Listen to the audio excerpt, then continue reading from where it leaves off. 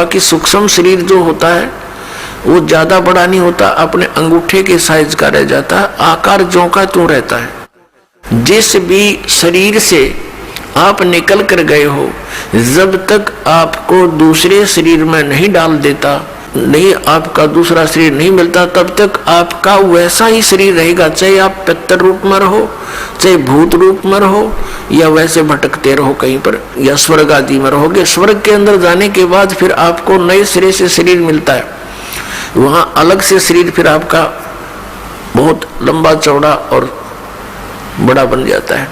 तो कहने का भाव ये है कि रहेगा आकार मनुष्य का ही। तो जब ये दूसरे शरीर में पशु पक्षी के में चला जाता है तो फिर उस पशु वाला ही शरीर आपका रहेगा। जब उससे निकल जाएंगे तो नेक्स्ट में प्रवेश होगा तो उस जैसा ही हो जाएगा। फिर मनुष्य शरीर में आएगा तो मनुष्य जैसा ही, मनुष्य के अंदर जो आपका जीव आएगा उससे निकलेगा तो फिर भी वो मनुष्य जैसा ही रहेगा, ऐसा होता है।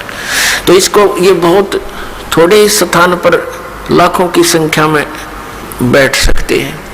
एक शरीर में जैसे किसी बहन भाई में देखा, प्रेतों की पूरी मंडली की मंडली प्रवेश हो जाती है, वो सूक्ष्म शरीर होता है उनका।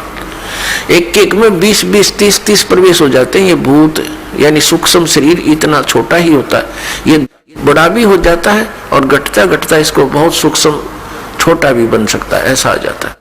इस अंगूठे से भी छोटा बन जाता है, यानी इसमें एक ऐसा तत्व है जो सूक्ष्म ही है। अब उसका क्या आपको प्रमाण दें? जैसे जो भक्त इस दास से उपदेशी हैं, परमपिता की यथार्थ भक्ति कर रहे हैं, उनकी आंखों के सामने कुछ भक्ति के लक्षण दिखाई देते हैं, ऐसे सूक्ष्म है वो, तार से दिखाई देंगे, कुछ और भी बहुत सी ऐसे नजर आएंगे। वो इतने सूक्ष्म होते हैं, वो आपके भक्ति के परिणाम हैं, लक्षण है। आपकी कितनी भक्ति बढ़ गई है वो उसका वो समझ लो पैमाना है।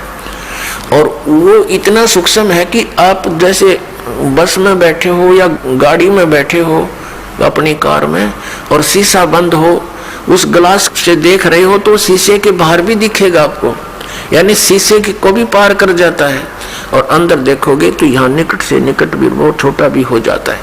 तो इस टाइप का सूक्ष्म शरीर होता है जो यहाँ की दूरबीन सूक्ष्मदर्शी या फोटो कैमरे में नहीं आ सकता, वो सूक्ष्म ऐसा होता शरीर।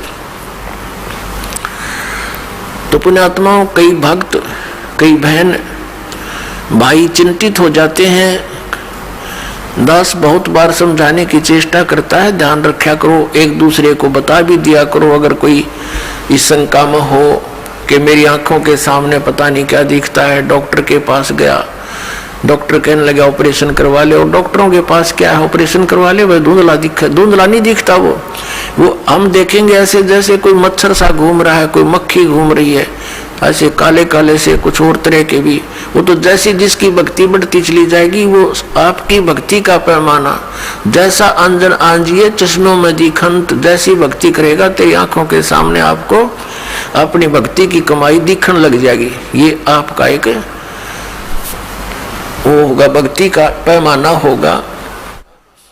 आपका बैंक बैलेंस समझ लो आप देख रहे हो सामने, तो वो घबरा जाते हैं, हमारे पास भी प्रार्थना करते हैं, जी ऐसा पता नहीं आंखों में क्या हो गया, मुझे तो चिंता बनी हुई है। ऐसे देखते हैं पता नहीं क्या दिखाई देता है, सोचते हैं ना देखूं फिर भी दिख जाता है।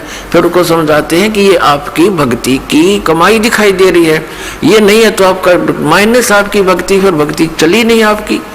इससे आपकी भक्ति संग्रह होगा, वो धन वो दिखाई दे रहा है आपको, बाहर है वो अंदर दिखता है, उसका रिफ्लेक्शन बाहर आपको, तो संतुष्ट होते हैं। तो पुण्यात्माओं, ये वो भक्ति है कि आपको आपके समक्ष दिखाई दे रही होती है, तो घबराना नहीं होता।